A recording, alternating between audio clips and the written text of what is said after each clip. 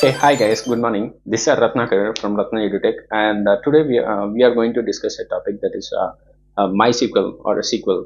And please, guys, don't skip this video until end because you will going to learn what are the SQL commands in SQL and how to apply and how to create a database and okay, how to create a table in SQL. Okay, and guys, if you are really looking for learn about SQL, and if you are really looking for learn about MySQL Workbench, and if you are a fresher, and please subscribe my channel because I have uploaded one lengthy video how to install MySQL Workbench and how to create a sample database and what are the commands in a SQL, how to apply that commands.